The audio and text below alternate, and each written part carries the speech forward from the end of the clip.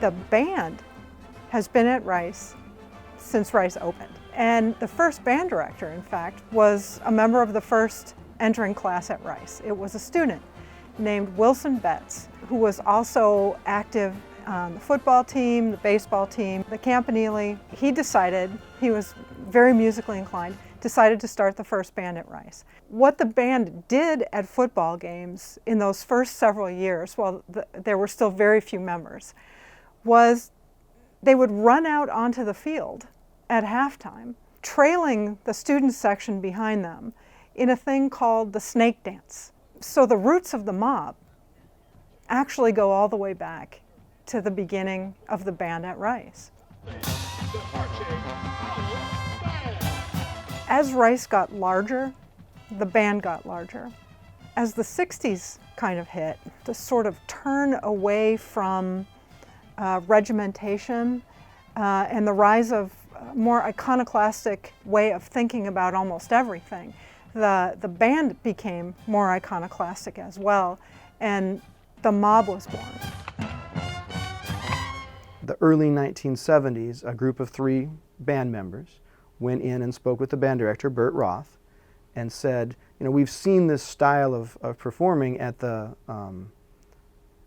Ivy League schools, and they do this scatter band, and they make it fun, and they play, you know, fun music, and it's not the traditional, very formal marching band. And the director said, well, I'm not so sure about that. So he let them do a scatter off the field on the last halftime, and got a good crowd response because no one had ever seen anything like that. The next season, they had sort of won their test case, I guess. So the next season was sort of a strange hybrid, that they weren't all, you know, satirical shows. They weren't all, you know, making fun of something or making comedy sorts of shows, but all the transitions were scatters. And so then it just evolved from there to being the kind of style that we do now. We found something that works for us, you know, that actually takes advantage of our small size and our unabashed strangeness.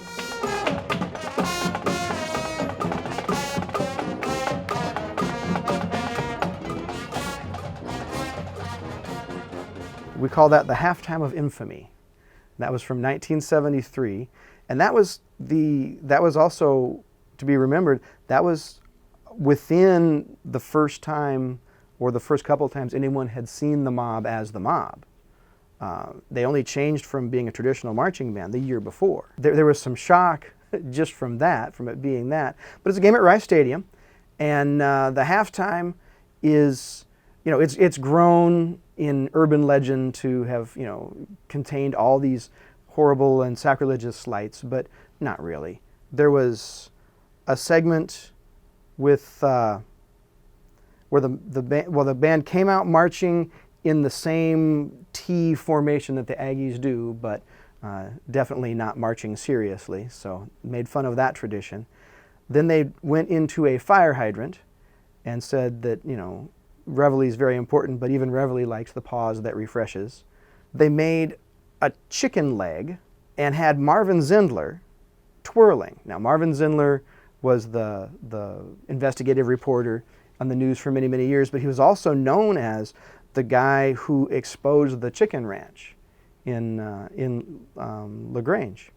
And so the band was playing Nothing Dirty Going On from The Best Little Whorehouse in Texas, the musical about that. And Marvin Zindler was out there twirling to that, and the band was in the formation of a chicken leg. And then the final joke was about the corps. They made a big boot and talked about how the corps and the boots and this and that, but that at least all the freshmen in the corps will agree that on every corps boot is a big heel. And off the field. Doesn't sound like that big of a deal. I really think that a lot of the emotion at the end of the game came from the fact that Rice had been ahead the whole game, and then A&M had come back to go ahead with just a minute or two left in the game. and then the Rice player then ran the ensuing kickoff back for a touchdown and stunned all of them by us being so rude as to win the game. The Aggie fans were frustrated and had to take it out, and they herded the band into the tunnel of Rice Stadium. And so there were then angry Aggies at the bottom and angry Aggies at the top, yelling and screaming about how insulted they were.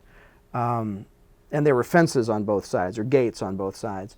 And so the band was just trapped in there for a while, and because the crowd would not dissipate. And they finally brought in the delivery trucks from the food service, and would get that inside the gate and fill it with as many band people as they could, and then drive that out through the angry crowd.